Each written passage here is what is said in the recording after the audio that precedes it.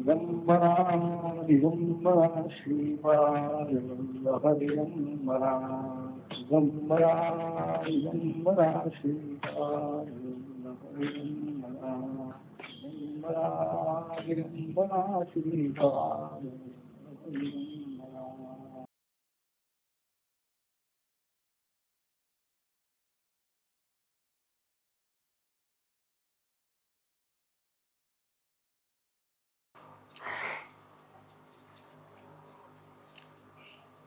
डोळे पुसतात, ते काजळ घातलं होतं डोळ्यामध्ये, ते सगळं आणखी अश्रूनी सगळं गालावर पडलेलं आहे, काळे गाल झालेले.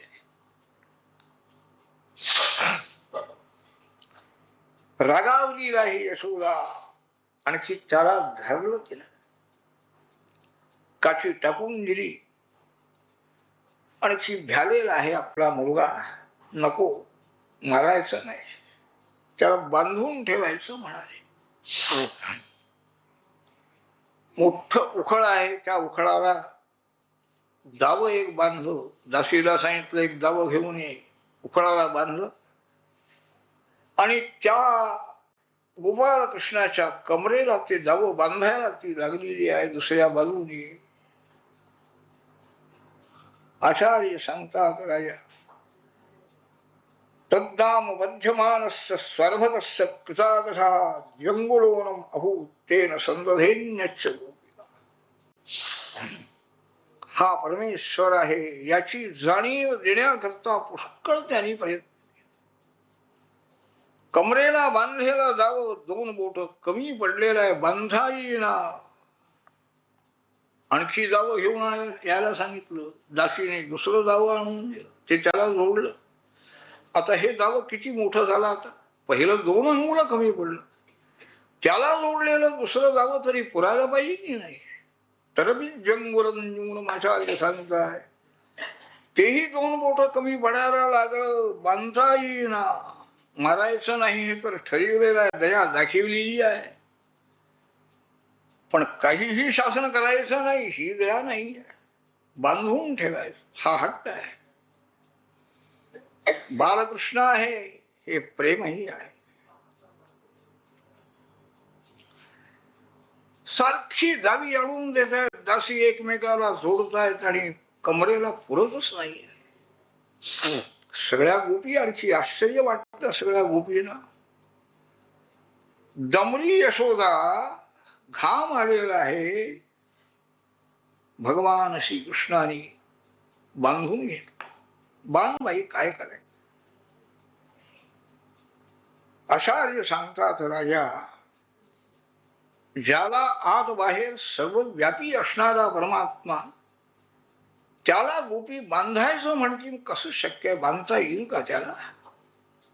दृश्यरूप वेगळं आहे, पण दृश्यरूप सुद्धा त्या ठिकाणीही हा चमत्कार दिसतो आहे की ते सुद्धा बांधता येणार नाही. हे जे चरित्र भगवंतानी दाखवलं आचार्य सांगताय, एवं संदर्शिता ही अंग हरिणा भृत्य वश्यदा स्ववशेनापि कृष्णेन यस्येदं सेश्वरं पश्यति. काय भगवंताची शक्ती केवढी आहे.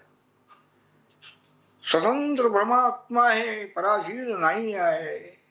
संपूर्ण जग ज्याच्या ताब्यामध्ये आहे तो परमात्मा आपल्या भक्तांच्या अधीन आहे. हे दाखवलं गोपाळ. काय त्या यशोदेवर प्रसाद झालेला आहे.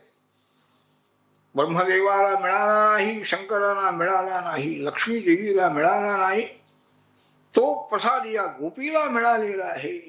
मुक्तिदान करणारा परमात्मा स्वतः बंधनामध्ये पडलेला.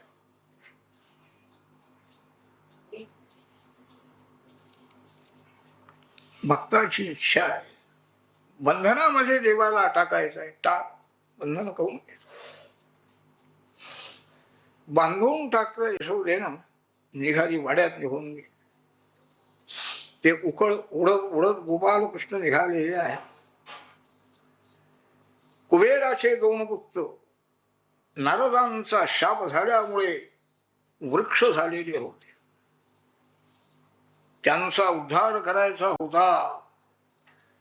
ती 2 झाडं अर्जुन वृक्ष नंदाच्या वाड्याच्या बाहेर जवळ जवळ अशा प्रकारची वाढलेली होती.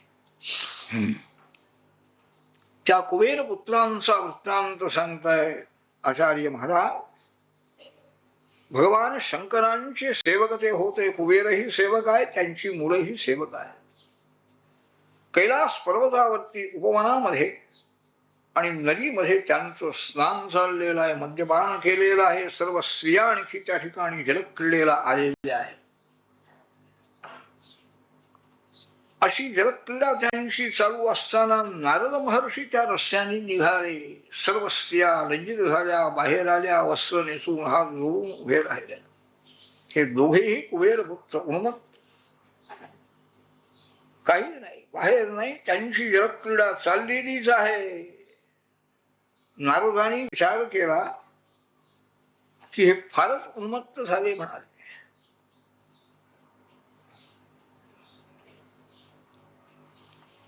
पुण्यक्षय झाल्यानंतर पुन्हा त्यांना जन्माला यावं लागतं, ही आहे सामान्य नियम आहे. तोपर्यंत काही नाही. परंतु यांना शासन केलं पाहिजे. असे महात्मे त्यांच्या पुण्याचा उपभोग घेत असताना सुद्धा शासन करू शकतात. क्षिणे पुण्ये मर्त्यलोकम विशंती कशाला वाट पाहिजे, आत्ताच शासन केलं पाहिजे.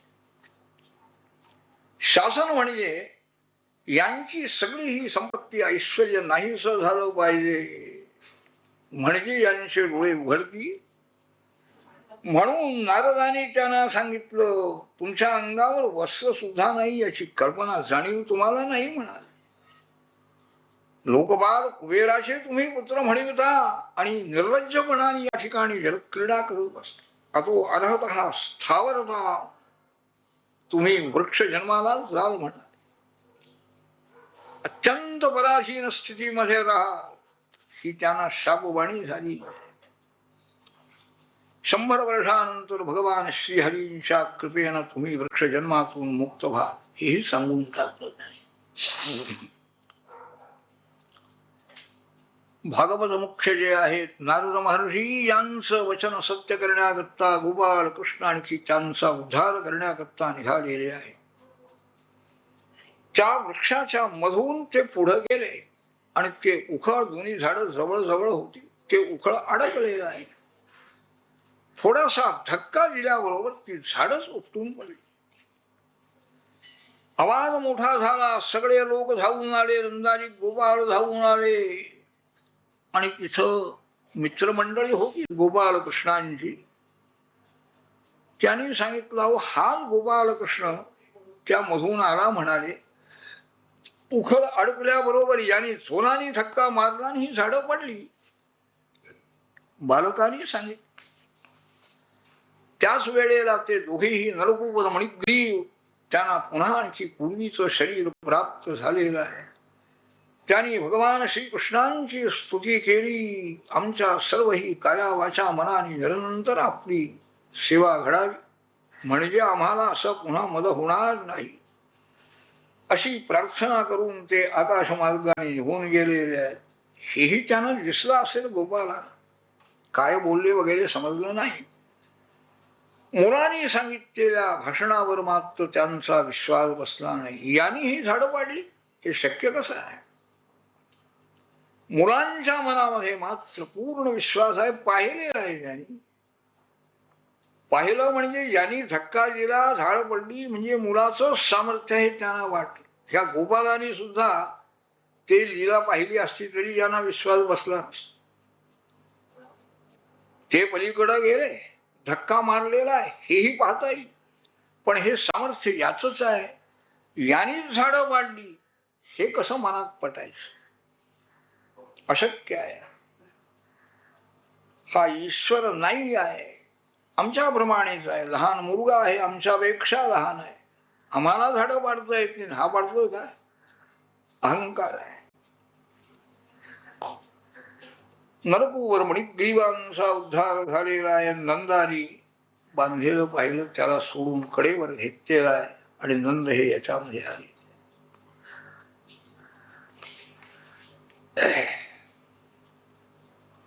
12 वाजून गेले वाटतं.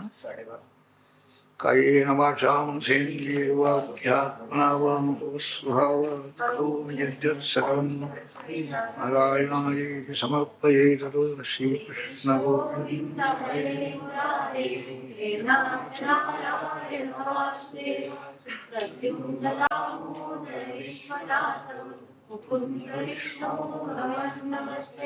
श्री कृष्ण गोविंद हरे मुरारे नाथ नारायण वासुदेव प्रद्युम्न दामोदर विश्वनाथ मुकुंद विष्णु गोविंदस्ते श्री कृष्ण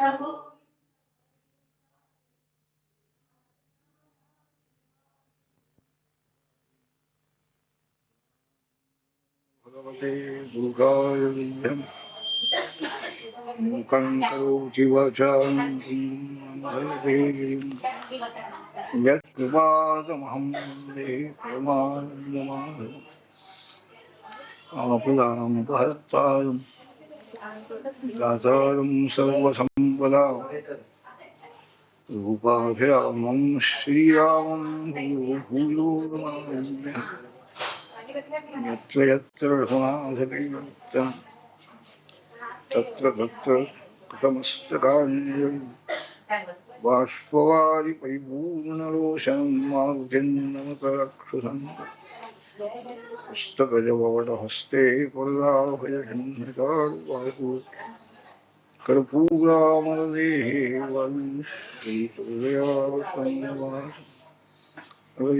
नमः। श्रीगणेशाय नमः। श्रीरोचन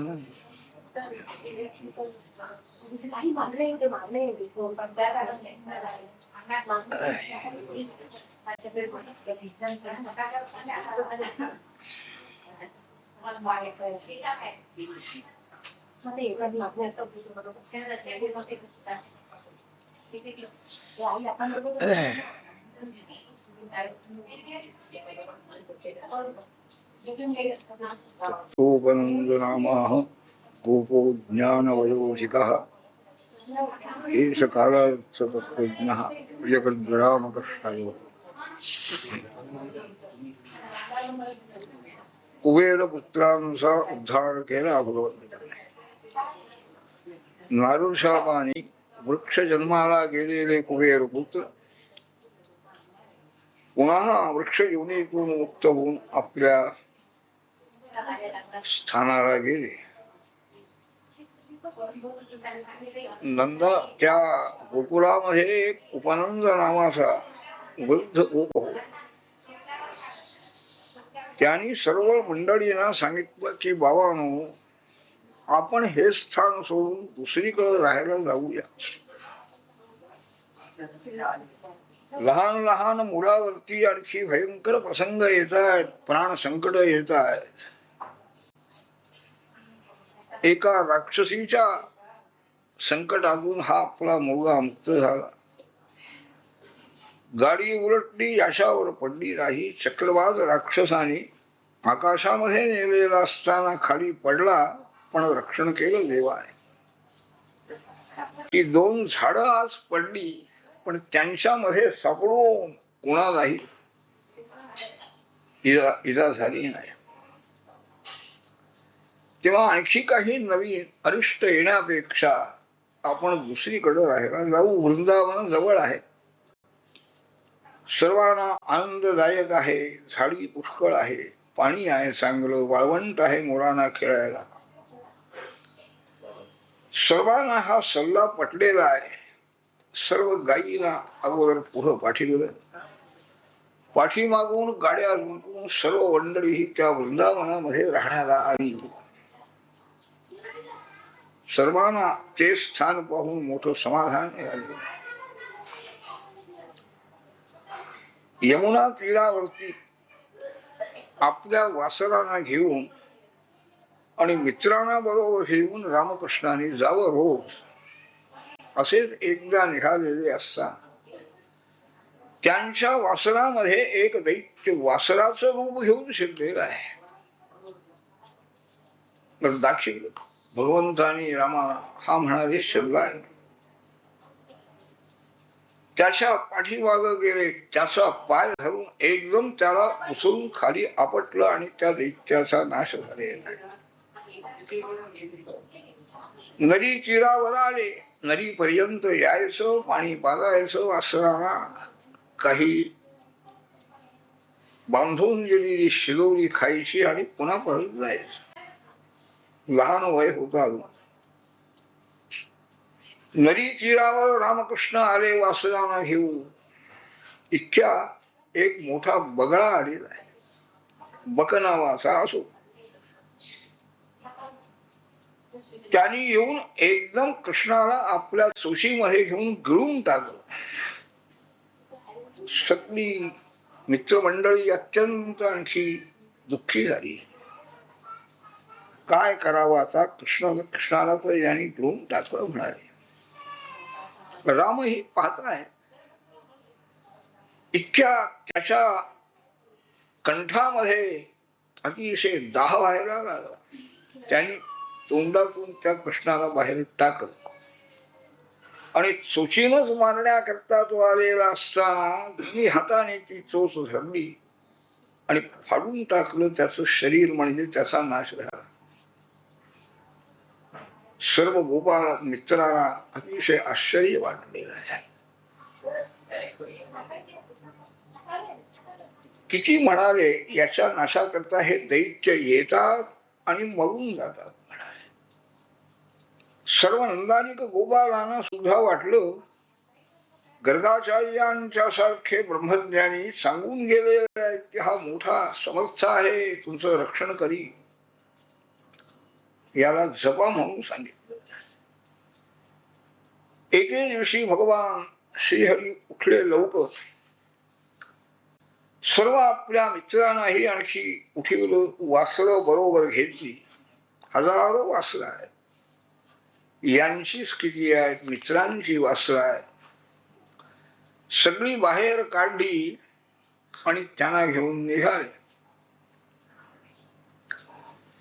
मित्रमंडळी आपल्या वासरांना घेऊन बरीच दूर गेलेली आहेत. गोपाळ कृष्ण थोडेसे पाठीमागे राहिले. इतक्यात अघासुर नावाचा एक राक्षस, ह्या बकासुराचा आणि पूतनेचा कनिष्ठ बंधू, त्यांनी आज कृष्णाचा आणि या सगळ्या गोपालांचा नाश करायचा. माझ्या बहिणीला भावाला यांनी मारलेला आहे, आज याचाही नाश करायचा म्हणून मोठं अजगराचं रूप त्यांनी घेतलेलं आहे. तोंड उडून बसलेलं आहे रस्त्यामध्ये. खाली ओठ आणि मेघमंडलापर्यंत दुसरा ओठ आहे. मोठी जीभ आत दिसती आहे. ही गोपाल मंडळी पुढे आलेली आहे, पाठीमागे गोपाल कृष्ण आहे. त्या अजगराच्या मुखासमोर येऊन उभी राहिली आणि पाहायला लागले. अरे, आपण इकडे आलो नव्हतो आजपर्यंत म्हणाले. कशी शोभा दिसती म्हणाले. ह्या गोवर्धन पर्वताची एखादी गुहा असावी. हा रस्ता दिसतोय, अगदी सापासारखं अजगराने जणू काय तोंड उघडावं आणि बसावं असं दिसतंय म्हणाले.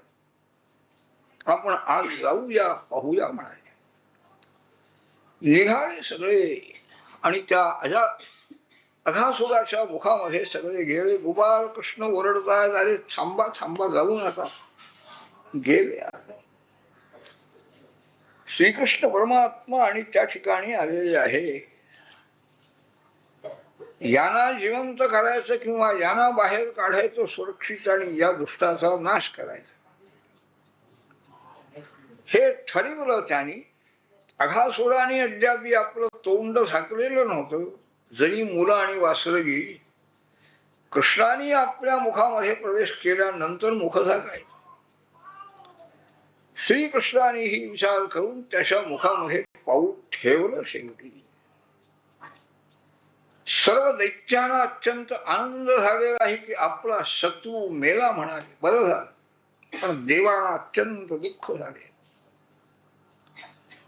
तो हळूहळू आपलं मुख मिटू लागला आणि हे आपलं शरीर हळूहळू वाढवू लागले. ते शरीर त्यांचं इतकं मोठं झालेलं आहे, त्याला तोंड काही झाकता येईना. प्राणवायू कोंडला गेलेला आहे आणि थोडक्याच वेळामध्ये त्याचे प्राण शरीरातून बाहेर पडले. ती सर्व मुळं वासरं त्याच्या विषारी श्वासोच्छ्वासाने मरून पडली होती. त्यांना जिवंत करून बाहेर घेऊन आले गोपाळकृष्ण.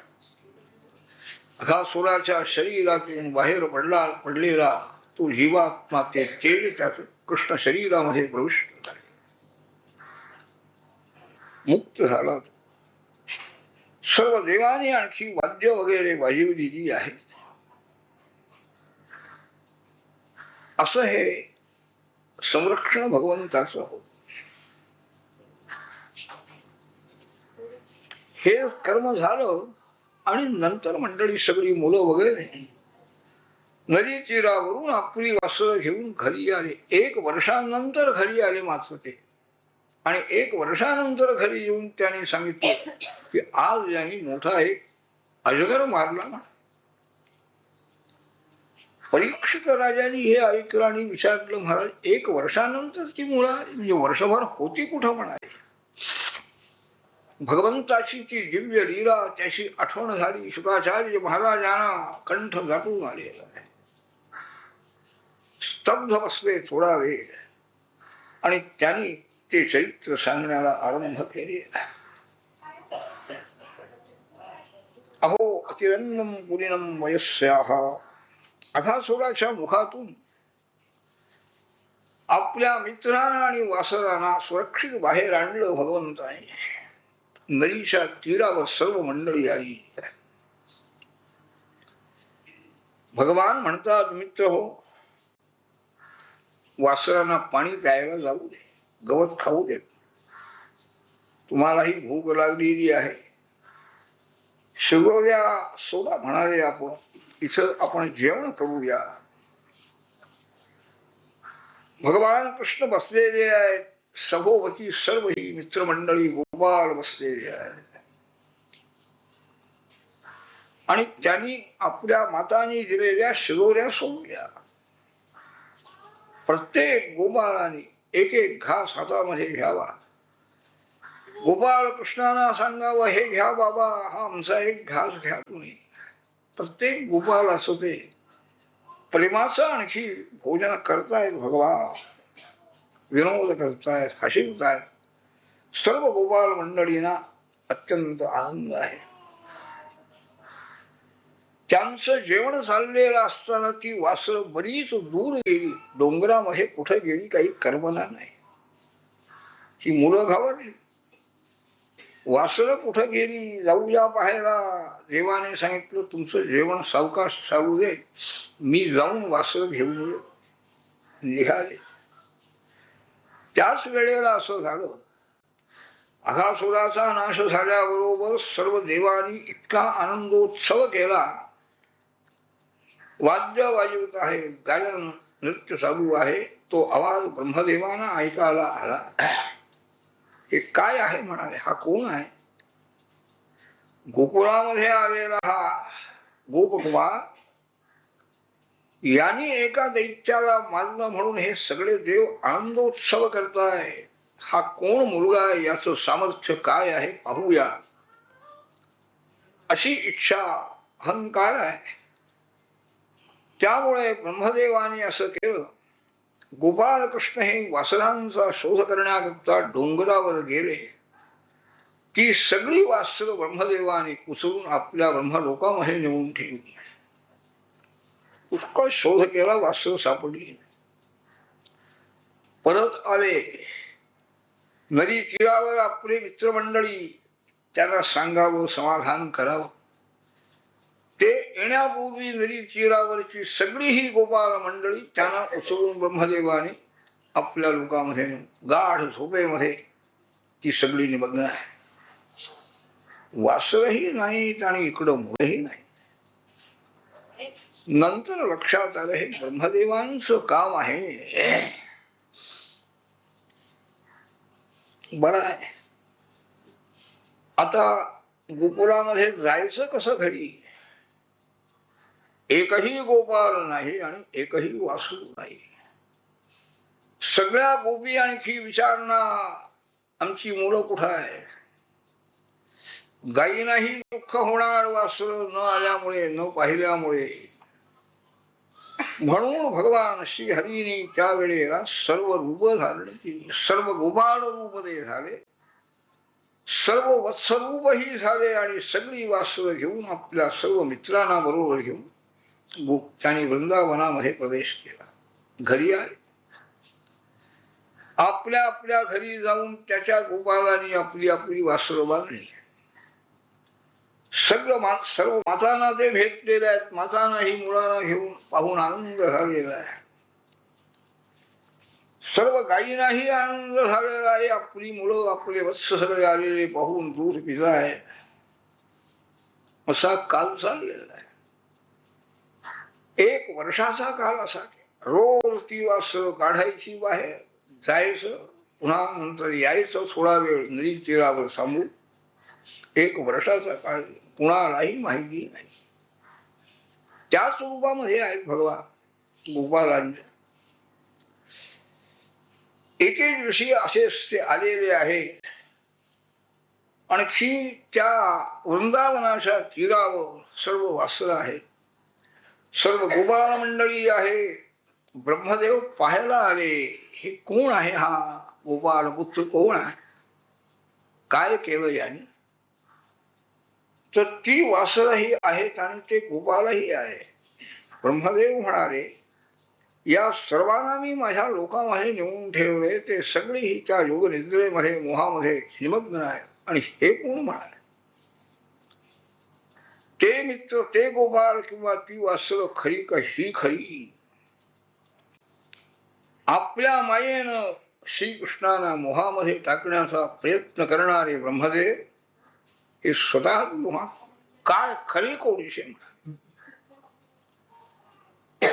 एकदम दृश्य बदललेलं आहे. सर्व ही वासरं आणखी गोपाल विष्णू स्वरूप दिसायला लागले.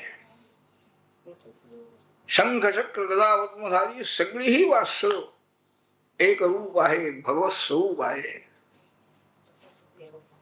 पुन्हा पाहायला लागले ब्रह्मदेव.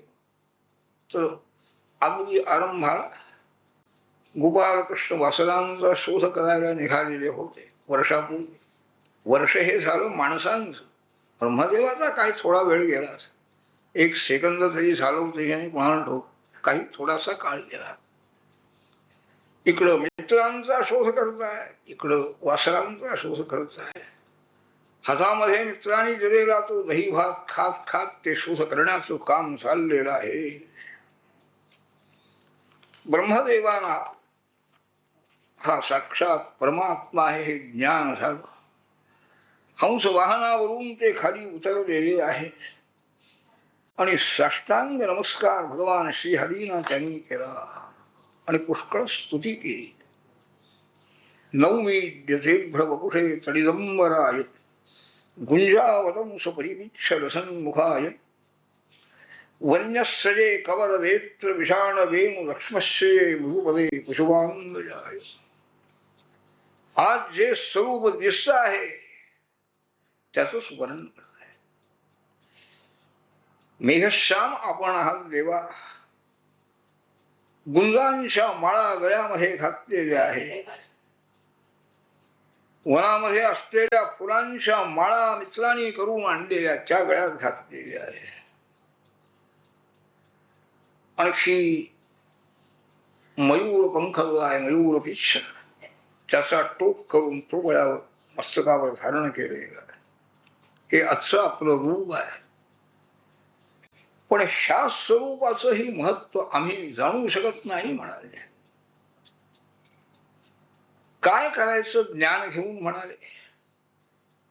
केवळ ज्ञानाकरता प्रयत्न करण्यापेक्षा भगवंताचं प्रेम अंतःकरणामध्ये भक्ती निर्माण व्हावी याकरता प्रयत्न करावा, प्रार्थना करावी. भक्तीला सोडून येऊन ज्ञानाकरता प्रयत्न करणारे शुष्क अंतःकरण, प्रेमशून्य अंतःकरण त्यांचं असल्यामुळे त्याला समाधान प्राप्त होत. आपण अनेक अवतार धारण केले आणि अनेकांचं रक्षण आपण केलेलं आहे.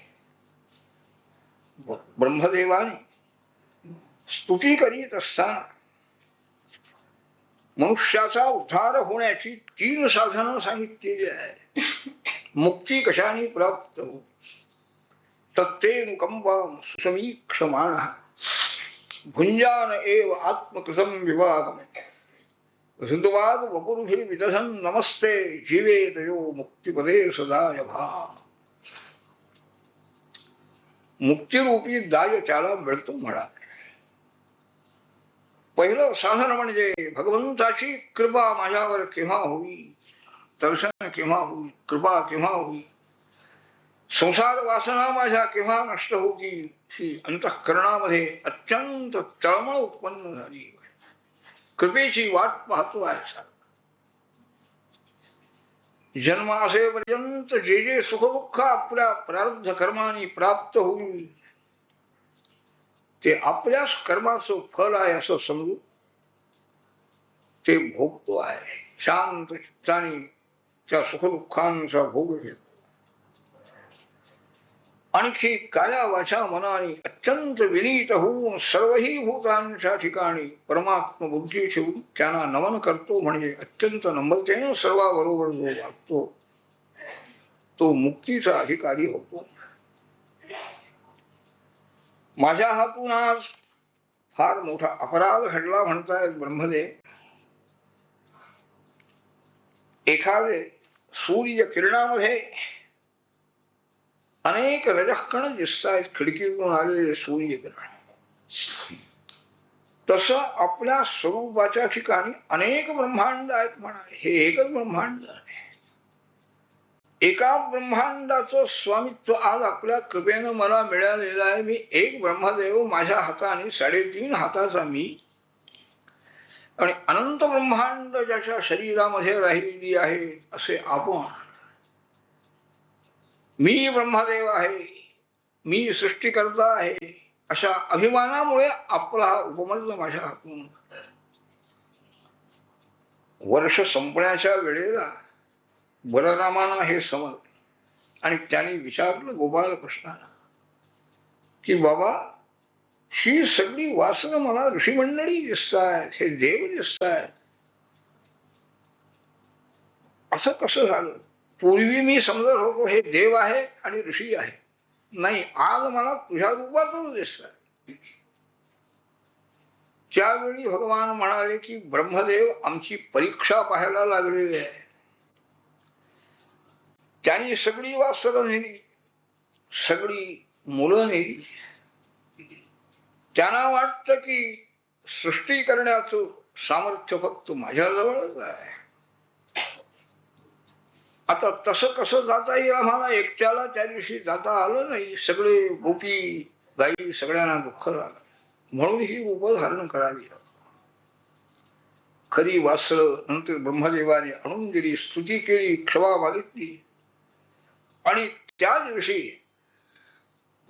खरे जे आणखी गोपाळ आणखी वत्स होते त्यांना बरोबर घेऊन गोपालकृष्ण हे वृंदावनामध्ये प्राप्त आहे. त्या मुलाने सगळ्या आपल्या आई बापांना सांगितलं. आज सकाळी म्हणाले यांनी आमच्या कन्हैयाने एक मोठा साप मारला, म्हणा अजगर मारला. वर्षापूर्वी घडलेली हकीकत आणि आज सांगताय सगळं विसरून. माया मोहामुळे आणखी सगळंही विसरून जात आहे. जी एकदा असे असते, सगळेही अरण्यामध्ये आले. अरण्यामध्ये आल्यानंतर त्या मित्रमंडळींनी सांगितलं रामा कृष्णा इथून जवळ पलीकडच्या बाजूला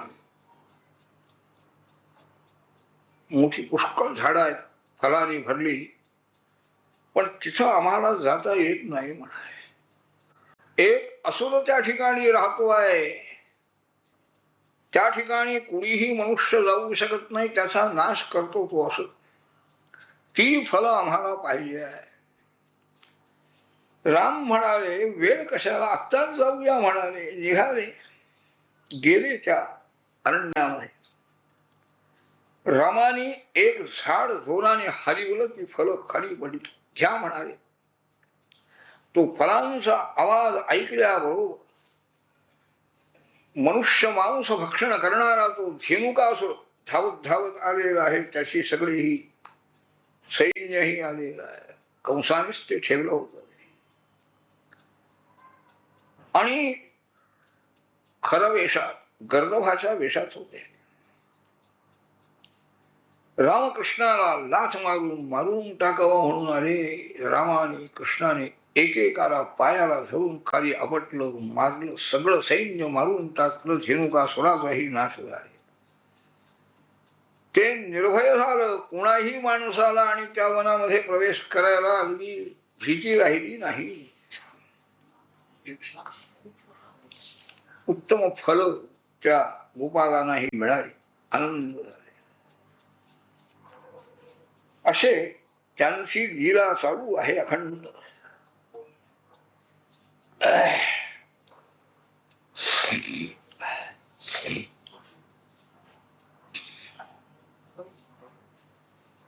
भगवान श्रीकृष्ण परमात्मा आता गायी घेऊन जायला लागले. 6वं वर्ष लागलं. आपल्या आपल्या गायींना बरोबर घ्यावं. रामकृष्णाने मुलांनीही आपल्या गायींना बरोबर घ्यावं आणि दूरपर्यंत जावं. नुसतं नदीपर्यंत जाऊन येत होते रोज. आता गायी घेऊन पुष्कळ लांब लांब जायला लागले. एकदा असेच बाहेर पडलेले आहेत. गोपाल कृष्ण एकटेच बाहेर पडले. रामाना काही बरोबर घेतलं नाही. सगळ्या मित्रमंडळींना बरोबर घेतलं. त्यांच्या गायी आपल्या गायी बरोबर घेतल्या. आणखी आले. नदी तीरावर आले. उन्हाळ्याचे दिवस. पाणी प्याले ते गोपाळ. गायीनी गायीही पाणी प्याल्या आणि एकदम गतप्राण होऊन सगळे पडले. त्या यमुनेच्या डोहामध्ये कालिया नागाचा नावाचा नाग राहत होता. त्याचा परिवार सगळा राहतो आहे. त्यामुळे ते पाणी विषारी झालं. पाण्यावरून येणारा वारा जर एखाद्या आकाशात जाणाऱ्या पक्षाच्या अंगावरून गेला तर तोही मरून पडत असे. सर्व मुलांना मित्रांना आणि गायींना जिवंत केलं आपल्या अमृत दृष्टीनं भगवंतानी. आणखी ते झाडावर चढून गेले. आज या नागाला या डोहातून काढून लावायचं. त्याचं स्थान रमणक द्वीप नागालय ते निराळा आहे नागांचं. तिकडे याला काढून लावायचं. वृक्षावर चढून गेले आणि त्यांनी त्या डोहामध्ये उडी मारली. गोपाल गायी सगळं पाहतात. राम त्या दिवशी बरोबर नव्हते आणि तो नाग वरती येण्याकरता पाण्यावर हाताने आणखी मारण्याला प्रहार करायला सुरुवात. पाण्यावर हात मारताय त्याने वर यावं म्हणून. तो नाग वर आलेला आहे. कालिया नाग. त्यांनी त्याला दंश केला. चावला तो आणि शेवटी सबंध त्याच्या शरीराला कृष्ण शरीराला त्यांनी वेढा दिला. बांधून टाकलं शरीर. हालचाल कृष्णांची बंद झाली. इकडं वृंदावनामध्ये अपशकुन व्हायला लागले. मंडळी बोलू लागली. आज कृष्ण एकटाच गेलाय म्हणाले. राम नाही बरोबर. आज काहीतरी त्याच्यावर संकट आलेलं आहे. चला आपण जाऊया. शोध करीत करीत सर्व ही मंडळी आणि त्या नदी तीरावर आलेली आहे.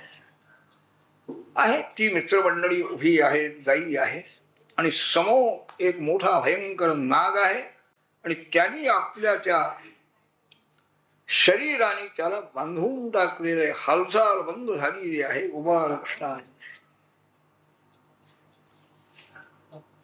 अतिशय दुःख झालं सर्वांना. आता हा काही आपल्याला पुन्हा मिळणार नाही मुलगा अशी आणखी त्यांना खात्री झाली. शोक करू लागले सर्व. भगवान बलरामजी हे आपले स्तब्ध आहे. कृष्ण प्रभाव त्यांना माहिती आहे. हसले फक्त ते. पाहताय सर्वांना अत्यंत दुःख झालेलं आहे. आपण प्राण द्यावा आता आपल्या डोळ्या देखत याचा नाश होण्यापेक्षा आपणच आपलं नरीमध्ये प्राण द्यावा. सर्व नंद यशोदा निघाले बलरामाने त्यांचं सांत्वन केलं. थांबा म्हणाले, पाहूया काय होते पहा ना.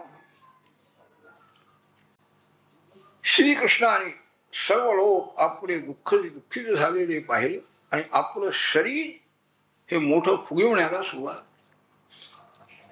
त्या नागाने लगेच त्याला सोडून दिलं. त्याला काही बांधून राहणं बांधून ठेवणं शक्य झालं नाही. तो बाजूला झालेला आहे.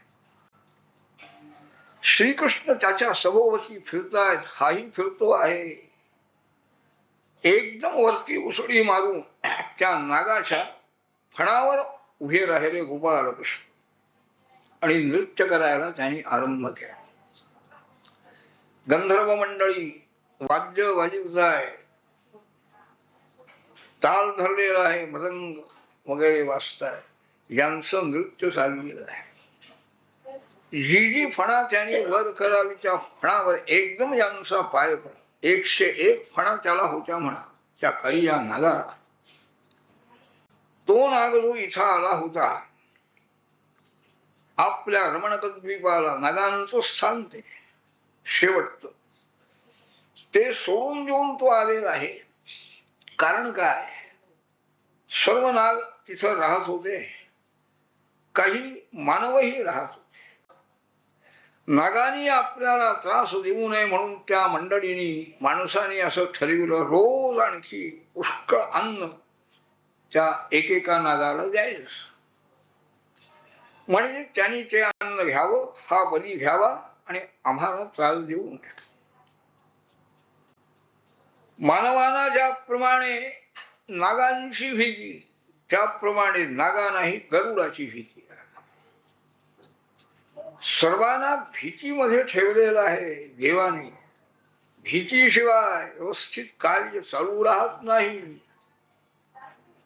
पंचमहाभूतांना सुद्धा भीती आहे. वायू हा रोज वाहतो आहे, कंटाळा वायूला कधी येत नाही. किती दिवस मी काम करायचो, सूर्यनारायण रोज उदयाला येतोय, भीती आहे. केलं नाही तर आपलं कर्तव्य शासन होईल. ह्या भीतीमुळे आपलं कर्तव्य ही मोठी मोठी मंडळी सुद्धा सृष्टीमध्ये नियुक्त झालेले हे सर्वही करताय. गरुडाची भीती नागांना होती. त्यांनी आणखी गरुडाला सांगितलं, आम्हाला जे अन्न मिळतं ते तुम्हाला आम्ही देऊ, तुम्ही आम्हाला त्रास देऊ नका. म्हणजे रोज अन्न गरुडाला मिळत होतो. गरुड यायचा, ते अन्न भक्षण करून जायचं.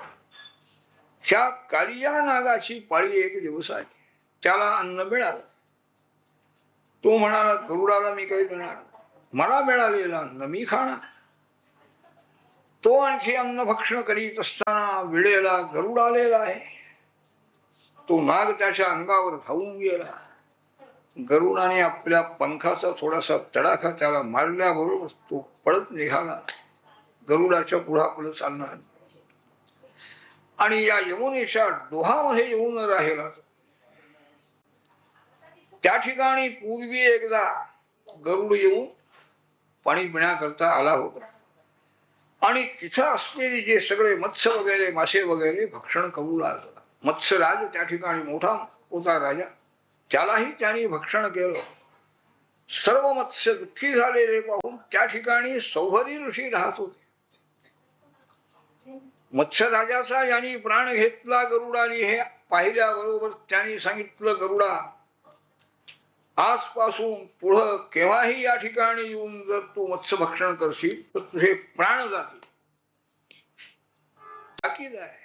गरुडालाही भीती आहे ना, भीतीमुळे चुकलेला आहे. कोणाचीही हिंसा करायची, कोणाचंही काही असलं तरी आणखी त्याचं हरण करायचं सर्वस्व, मनाला वाटेल तसं वागायचं. त्याला भीती पाहिजे. कोणीतरी शक्ती आपलं नियंत्रण करणारी आहे, ही भीती असल्याशिवाय कार्य होत नाही.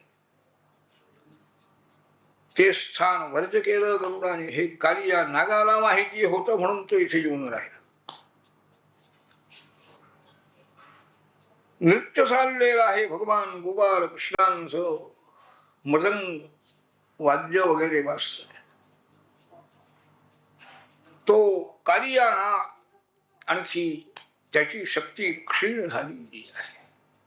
मुखातून रक्तस्राव सुरू झाला. प्राण जाण्याची वेळ आलेली आहे. सर्व नागस्त्रिया आपल्या मुलांना बरोबर घेऊन आलेल्या आहेत. भगवान गोपाळ कृष्णांना प्रार्थना करताय, यांना जीवदान द्या, आमचं सौभाग्य आम्हाला द्या देवा, यांच्या अपराधाची क्षमा करा, अशी प्रार्थना केलेली आहे. त्यांनी आपल्या लाचेनं त्याला पलीकडे ढकलून दिलं आणि बाजूला गोपाळ कृष्ण पाण्यामध्येच थांबलेले आहे. थोड्या वेळाने तो सावध झाला कालियाना आणि त्या नागाने स्तुती केली. अनंत शक्ती आपली आहे महाराज, मी काही ओळखू शकलो नाही. सर्व विश्व आपण उत्पन्न केलं आणि आम्हाला नागांना आपणही उत्पन्न केलेलं आहे.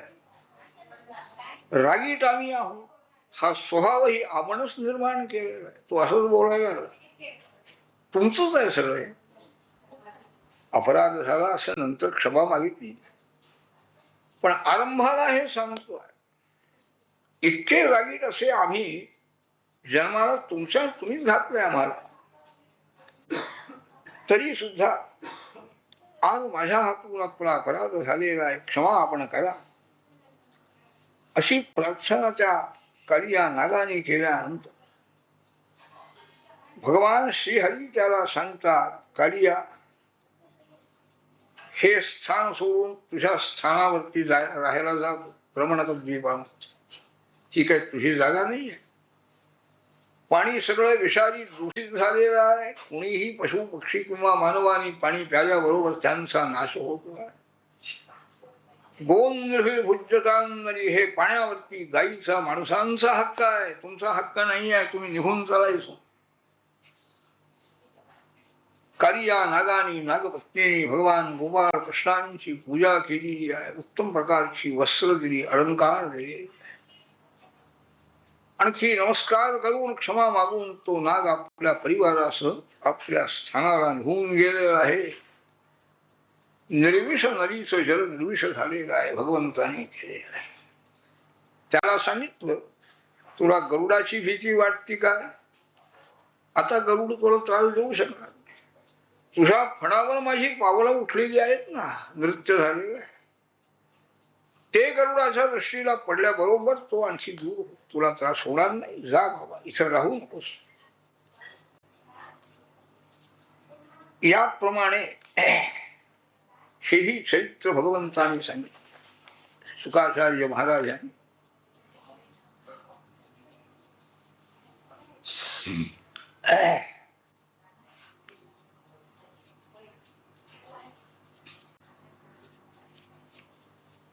असेच एकदा सर्वही गोपाळ रामकृष्ण अरण्यामध्ये गेले. आणखी त्यांची क्रीडा सुरू झाली, खेळ सुरू झाले. दोन पक्ष केले. कृष्ण पक्षाला काही गोपाळ, रामांच्या पक्षाला काही. आणि त्या खेळामध्ये ज्याचा पराजय होईल ज्या पक्षाचा, त्यांनी विजयी झालेल्या गोपालांना आपल्या खांद्यावर घेऊन एक मोठा वटवृक्ष होता, तिथपर्यंत जायचं आणि परत यायचं. त्यावेळेला कृष्ण पक्षाच्या मंडळींचा पराजय झाला. कृष्णाने आपला श्रीरामा नावाचा जो गोपाळ मित्र आहे त्याला आणखी याच्यामध्ये घेतलं, खांद्यावर घेतलं, ठरल्याप्रमाणे निघाले. पदंब नावाचा दैत्य त्या गोपालांच्या रूपामध्ये त्यांच्यात मिसळलेला होता, तो कृष्ण पक्षाला होता, पराजय झालेला. पदंबाने आणखी बलरामाना आपल्या खांद्यावर घेतलं आणि तो निघालेला आहे. ठरलेली मर्यादा होती. भांडीरक नावाचा एक मोठा वटवृक्ष होता, तिथपर्यंत जायचं आणि परत यायचं. हा जो आहे पदंबासूर बलरामाला खांद्यावर घेऊन पुढंच निघाले, की सगळे मागं राहील. मोठं आपलं रूप त्याने धारण केलं बलरामजींनी पाहिलं हा काही दैत्य आहे. रागाने त्याच्या मस्तकावर त्यांनी जोराने मूठ मारली आणि लगेच तो खाली गतप्राण होऊन पडलेला आहे. ही धावत धावत गोपाळ मंडळी आली, बलरामांना घेऊन गेली. अशा अनेक लीला झाली. गोपाळांचं संरक्षण हे रामकृष्णांनीच केलेलं आहे म्हणून झालं.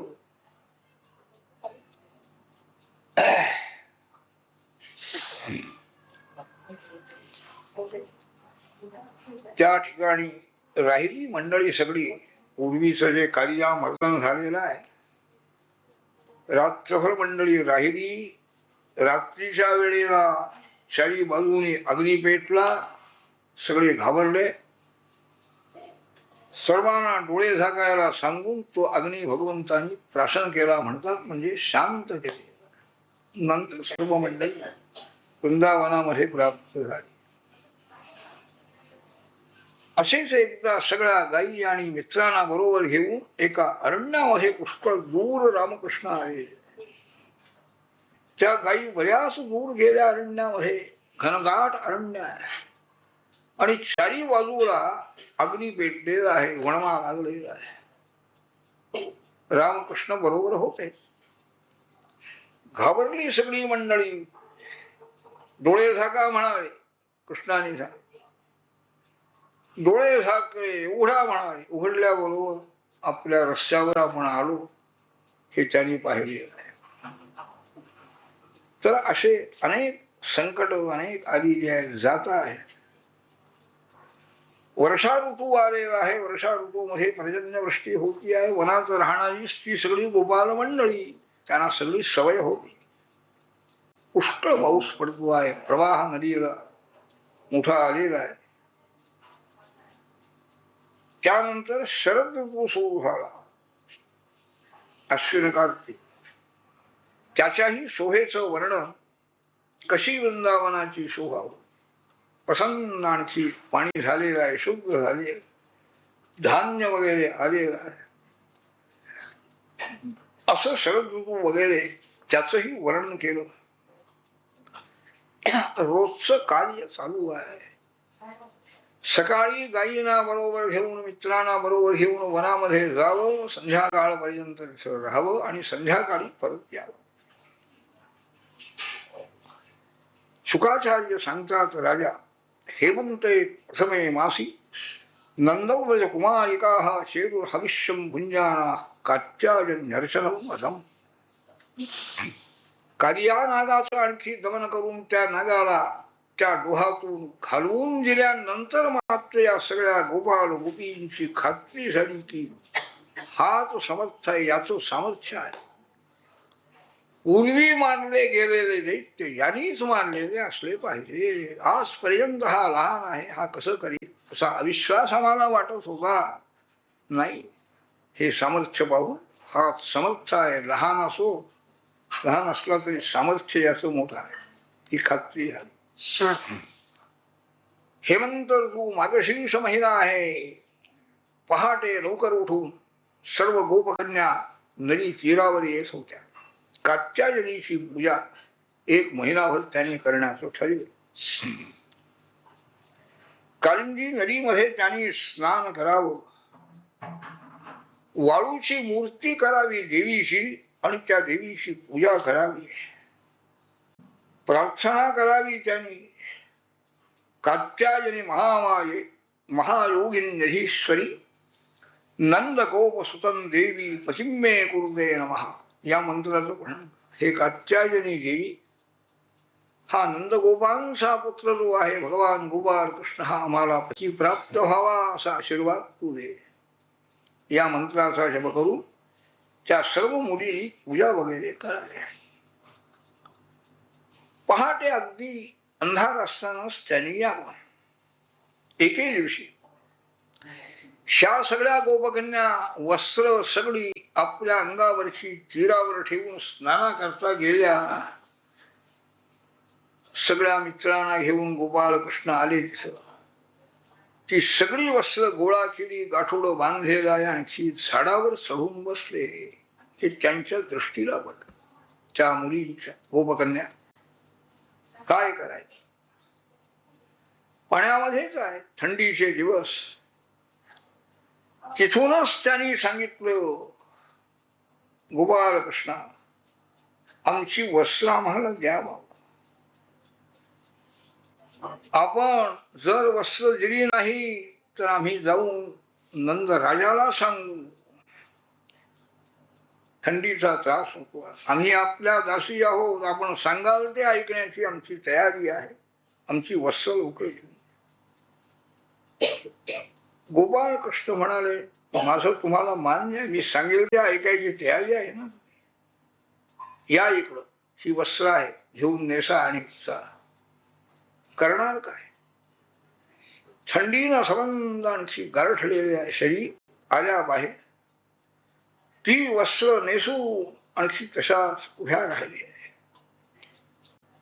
गोपाळ कृष्ण म्हणाले, हे काय देवीचं व्रत तुमचं काय व्यवस्थित करता का तुम्ही, माहिती करून घेतल्याशिवाय? वस्त्र ठेवायची तीरावर आणि नदीत स्नान करायचं आणि देवीची पूजा करायची, हे असं स्नान शास्त्राला मान्य आहे का? म्हणाले, वस्त्राचा त्याग स्त्रियांनी केव्हाही करून उपयोग नाही. हे स्नान हे तुमचं फुकट गेले आणि इतक्या पहाटे तुम्ही येता. म्हणाले, कोण दैत्य कोणत्या वेळेला कसा येईल, काय येईल, त्रास येईल याची काही कल्पना नको का तुम्हाला? कोणाला तरी बरोबर तरी घेऊन यायचं. असं त्यांना ताकीद केली. त्यांच्या मनामध्ये आणखी भगवान श्रीकृष्णांच्या बरोबर रसक्रीडा करावी ही पुष्कळ दिवसाची इच्छा होती. सांगितलं भगवंत, तुमचा संकल्प मान्य आहे, करू आपण रसक्रीडा करू. नमय्यावेशित धियां कामः कामाय कल्पते भर्जिता क्वचिदा धाना प्रायो बीजाजनेष्यते. माझ्यावर प्रेम करणं ह्याला काम म्हणत नाहीत. म्हणे काम हा दोष आहे, परंतु माझ्याविषयी जर इच्छा उत्पन्न झाली क्रीडा करण्याविषयी, याचा काही हे बंधन नाही आहे. भाजलेली लाही झाली जी आहे, ज्वारीशी लाह्या केल्या भाजल्यानंतर आणि ते पेरल्यानंतर काही त्याला अंकुर येणार आहे, कल येणार आहे? हे कर्म हे संपलेलं आहे, ईश्वरार्पण झालेलं आहे, असा एक उपदेश त्यांनी केला. आगामी शरद ऋतूमध्ये आपण रसक्रीडा करू असं आश्वासन त्यांनी दिले. आपल्या घरी सर्वही निघून गेलेले आहे. त्या दिवशी तसेच पुढे गेले गोपाळ कृष्ण, गायींना मित्रांना बरोबर घेऊन बरेच लांब गेले. वृंदावन दूर राहिलेलं आहे, भूक लागली सगळ्या गोपालांना, ते सगळे आले जवळ. रामा कृष्णा, आम्हाला फार भूक लागली, लांब राहिलेलं आहे, घर लांब राहील, काहीतरी आमच्या खाण्याची व्यवस्था करा. त्या दिवशी इतक्या लांब जे गोपाळ कृष्ण आलेले होते, तिथं जवळच ऋषींचे आश्रम होते. यज्ञयाग वगैरे करणारे ऋषी, त्यांच्या स्त्रियाही आणखी मोठ्या भक्तिसंपन्न होत्या.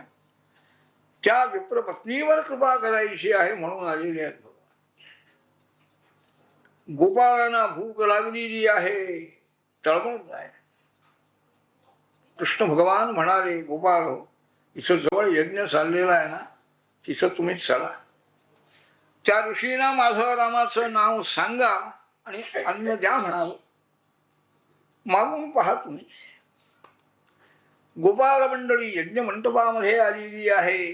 सर्व ऋषी मंडळींना त्यांनी नमस्कार केला. रामकृष्ण इथून जवळ आलेले आहेत, त्यांना भूक लागलेली आहे, त्यांना आपण अन्न द्या अशी प्रार्थना केली. यज्ञ दीक्षा ज्यांनी घेतलेली आहे त्याचं अन्न खाऊ नये असं आहे. न दीक्षित अन्नम अश्नीया, दीक्षा घेण्याचं अन्न घेऊ नये, पण त्यालाही अपवाद आहे. यज्ञामध्ये काही अशी कर्म आहे, काही ती कर्म होऊन गेल्यानंतर पुढं अन्न घ्यायला हरकत असंही शास्त्र, ते सगळं गोपाळांना माहिती आहे. तेव्हा आम्हाला अन्न आपण ज्या गोपाल कृष्ण राम अतिशय भुकेले आहेत. काही बोलले नाहीत ते ऋषी. काय ह्या गवळ्यावर काय बोलायचं म्हणा. देतोही म्हणाले नाही, नाहीही म्हणाले नाही, थांबाही म्हणाले नाही. निराश झाले गोपाल. त्यांनी येऊन गोपाल कृष्णाला सांगितले की ते ऋषी काही बोलायलाच तयार नाहीत म्हणाले. कसला अन्न मिळणार. हसले गोपाल कृष्ण. तुम्हाला दुसरी युक्ती सांगतो म्हणे. पहिल्या प्रथमच सांगायला पाहिजे हो, पण यांची परीक्षा झाली म्हणाली. माम ज्ञापयत पत्नीभ्यः ससंकर्षण मागतम दास्यन्ति कामम अन्नम व स्निग्धा मयि उषिता धिया.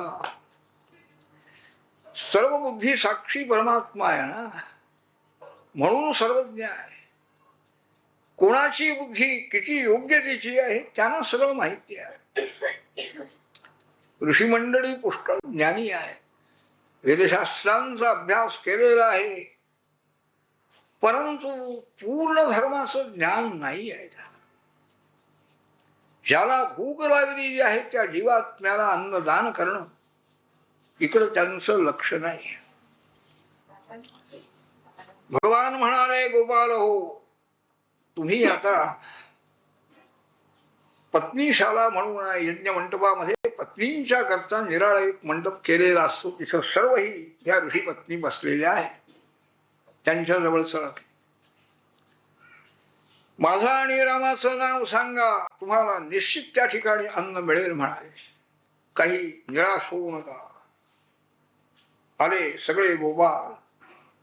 नमस्कार साष्टांग त्या ऋषी पत्नीला त्यांनी केला. नमो विप्रपत्नीभ्यो.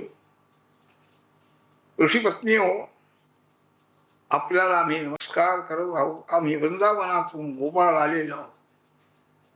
आमच्या बरोबर गोपाळ कृष्ण आणखी बलरामजी आलेले आहेत. त्यांना अत्यंत भूक लागलेली आहे, म्हणून त्यांनी आम्हाला आपल्याकडे पाठविलेलं आहे अन्न मागण्याकरता. त्यांनी गोपाळ कृष्ण आलेले आहेत नाव ऐकल्याबरोबर उठल्या त्या. अन्न काय तिथे कमी नव्हतं, पुष्कळ होता. ते पात्रामध्ये अन्न भरून घेतलेलं आहे. गोपाळ कृष्णांच्या दर्शनाविषयी अत्यंत उत्कंठा मनामध्ये तळमळ आहे. सर्व गोपी मथुरेला जाताना या ठिकाणी थांबत होत्या. काही दूध दही काही लागलं तर द्यावं त्यांनी, पुढं जावं. गोपाळ कृष्णांच्या त्या अलौकिक लीलांचं अत्यंत प्रेमाने वर्णन करावं या ऋषीपत्नीने ऐकावं. त्यांना काही वृंदावनामध्ये जाता येत नव्हतं, घरदार सोडून. पण दर्शनाची उत्कंठा आहे. गोपाळ कृष्णांना केव्हा तरी पाहावं असं वाटत. आज योग आले. सर्व अन्न घेऊन त्या निघाल्या. यज्ञ चालू आहे, केव्हा आपली गरज लागेल आपण थांबलं पाहिजे. विसरल्या. काय कर्म घेऊन काय करायचं म्हणा. यज्ञ नारायण हा यज्ञ करून ज्याला आणखी प्रसाद ज्याचा संपादन करायचा आहे तो प्रत्यक्ष इथं आलेला आहे. यज्ञामध्ये कशाला पाहिजे. कर्म सोडायची ही तयारी झाली पाहिजे मनाची, तोच आग्रह उपयोग नाही. आज प्रत्यक्ष भगवान आलेले असताना काय कर्म करत बसले. त्यांनी पुष्कळ प्रतिबंध केला. पती बंधू आई बाप जाऊ नका, थांबा, काही नाही. अन्न घेऊन त्या गेल्या वेगाने गोपाळ कृष्णांच्या जवळ आलेले आहे. ते मेघश्याम रूप त्यांनी पाहिलेलं आहे. वनमाला गळ्यामध्ये घातली आणि हातामध्ये कमर घेतलेला आहे. मित्राच्या खांद्यावर एक हात ठेवलेला आहे. कमर फिरवायचं काम चाललेलं आहे. ऋषीपत्नी आल्या. खात्री होती अन्न घेऊन आले. दर्शन झाल्याबरोबर अत्यंत समाधान त्यांच्या चित्ताचं झालेलं आहे. किती दिवस किती जन्म यज्ञ करीत बसायचं, कर्म करीत बसायचं म्हणाले. गोपीना आणखी खरं रहस्य शास्त्राचं समजलेलं आहे असं म्हणायला हरकत नाही. गोपाळ कृष्ण म्हणाले, या या विप्रपत्नी हो, तुमचं स्वागत असतो. आम्हाला पाहण्याकरता आपण आला, चांगला आहे. सर्वही आणखी भक्त जे आहेत तुमच्यासारखे माझ्यावरची भक्ती करतात म्हणाले, शुद्ध भक्ती त्यांच्या चित्तामध्ये असतात. झालं आता, आपली भेट झाली, सगळं झालं, हे आम्ही आता अन्न घेतो, तुम्ही आता चला आपल्या घरी, यज्ञ चालू आहे तिथं, तुमची वाट पाहत असतील सगळे ऋषी, यज्ञ कर्म खोळंबून राहील, प्रतिबंध होऊ नये. त्या विप्रपत्नी म्हणाल्या, देवा याकरताच आम्ही आलो का? असं कठोर तुम्ही बोलता, आल्याबरोबर जायला सांगता आम्हाला. आपलं सान्निध्य घडावं, आपली सेवा घडावी म्हणून घरदार सगळं विसरून आम्ही आलेलो आहोत, आणि आम्हाला आता घरात घेणारही नाही कोणी. त्यांची आज्ञा उल्लंघन करून आम्ही आलेलो आहोत. किंवा राग आलेला असेल त्याला. भगवान सांगतायत, पतयो नाभ्यसूयेरन पितृभ्रातृसुता, कोणीही तुमच्यावर रागावणार नाही. माता पिता बंधू पती कोणीही रागावणार, जगामध्ये कोणीही तुमच्यावर रागावणार नाही. परमात्मा अनुकूल झालेला आहे, परमेश्वराचा प्रसाद झाल्यानंतर कोण रागावणार कोण? तेव्हा केवळ माझ्या जवळ राहणं याने काही खरं प्रेम म्हणत नाहीत म्हणाली. या तर मनोमयी जिंजाना अशिरांमावापसर, घरातच राहा तुम्ही आणि मन माझ्या ठिकाणी ठेवा, जे लवकर तुम्हाला प्राप्ती होईल म्हणाले. पुन्हा त्या सर्व ही विप्रपत्नी भगवान श्रीकृष्णांचं दर्शन करू आनंदाने आपल्या यज्ञ मंडपात परत आलेले आहे. कुणीही रागावलेलं नाही. पुढचं यज्ञ कर्म चाललेलं आहे, पार पडला यज्ञ तो. त्यांनी आणलेलं अन्न सगळं गोपालांना खायला सांगितलं. आपणही भोजन केलं प्रेमाने रामकृष्णाने आणि निघून गेले, वृंदावनामध्ये गेले. त्या ऋषींच्या मनाला पश्चाताप झालेला आहे. स्त्रियांच्या अंतःकरणामध्ये केवढी भगवत भक्ती आहे आणि आमच्या मनामध्ये काही त्याचा लेश सुद्धा नाही. काय म्हणाले, जन्माला येऊन करायचं ब्राह्मण जन्म मिळाला, सर्व वेदशास्त्राचा अभ्यास केला, ज्ञान मिळलं, कर्मानुष्ठान यज्ञानुष्ठान आम्ही दक्षतेनं करतो, हे सगळं फुकट आहे. विमुखाये तथोक्षजे, अधोक्षजापासून आम्ही परांमुख झालो, परमेश्वराकडे लक्ष आमचं नाही, त्यामुळे हे सगळं फुकट आहे.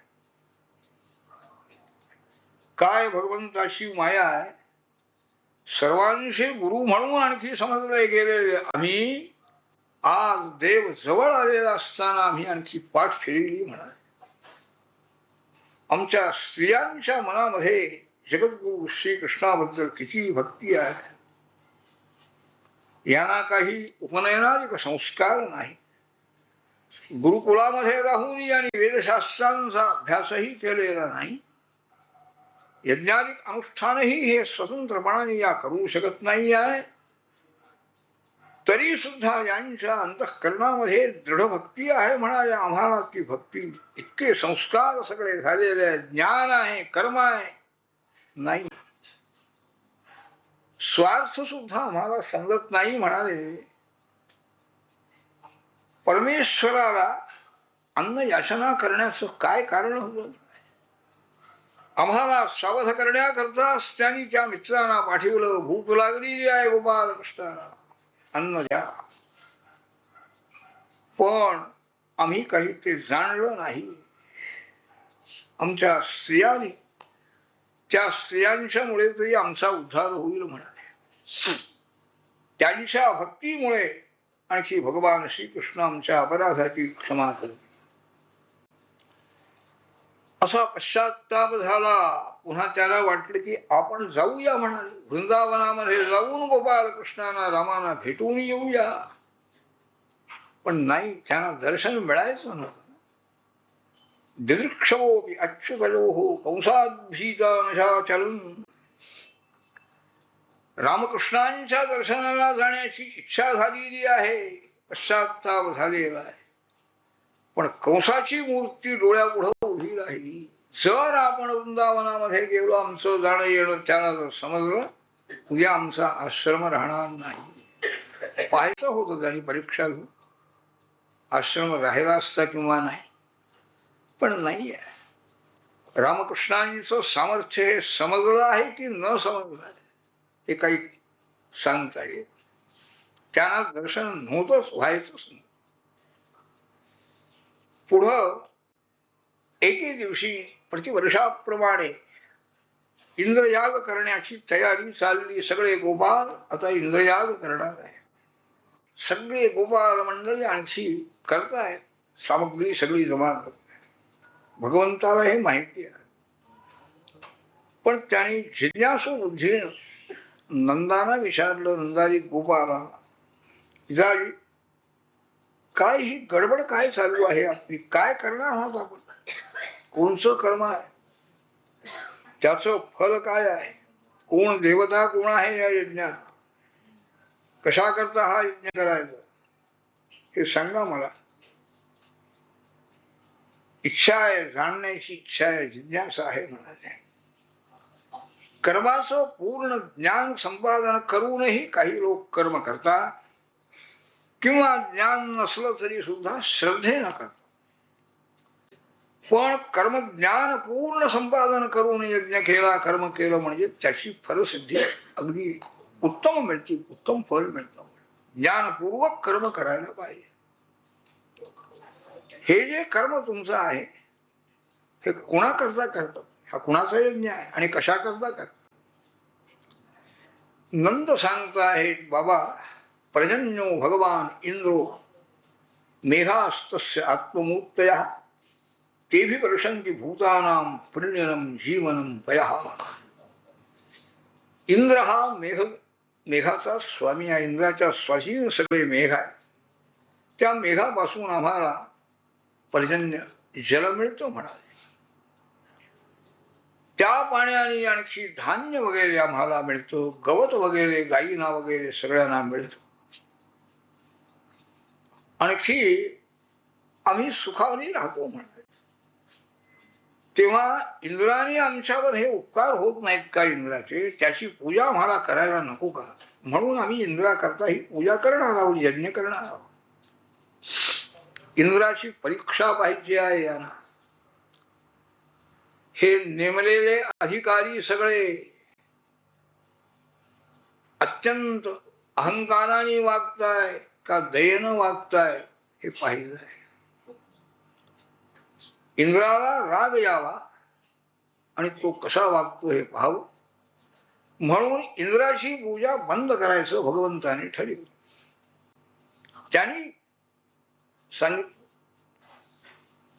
भगवंताने आरंभाला कर्म हेच श्रेष्ठ आहे असा सिद्धांत सांगितला. देव वगैरे नाही म्हणाले. मीमांसा शास्त्राचा सिद्धांत, कर्मणा जायते जंतु कर्मणैव विलीयते सुखम दुःखम भयं क्षेमं कर्मणैव अभिवद्यते. युक्ती दिली. कर्माने जीव जन्माला येतो आणि ते कर्म संपल्यानंतर शरीर पाहत हो. सुख दुःख हे सर्व ही कर्मामुळे मिळतं, त्याच्याच कर्माने. ईश्वराचा काय संबंध? त्यांनी केलेल्या कर्माचं त्याला फळ मिळतं म्हणा. ईश्वर आहे असं जरी मानलं तरी त्याच्या जीवाने जसं कर्म केलं असेल ते कर्म पाहून तो त्याला फळ देणार. म्हणजे कर्म हे श्रेष्ठ झालं की नाही. चांगली कर्म करावी म्हणजे ईश्वर चांगलं कर्माचं फळ देणार. ईश्वराचा याच्यामध्ये काय संबंध आहे तो म्हणाले. इंद्राचा काय संबंध आहे? पाऊस पडतो हे तो म्हणजे आमची कर्म आहेत, कर्तव्य कर्म आपण करतो त्यामुळे पाऊस पडतो. पाऊस का पडतो हे सांगणार नाहीत पुढं. इंद्राचा काहीही संबंध नाही म्हणाली. फल आपल्याला आपल्या कर्माने प्राप्त होत. आपल्या स्वभावाला अनुसरून ही कर्म आपल्या वाट्याला आलेली आहेत, ती आपण करायची. सामान्य धर्म आहेत, विशेष धर्म आहेत, त्याप्रमाणे वागायचं आहे. दिगंबरा दिगंबरा श्रीपाद हरिगंबरा.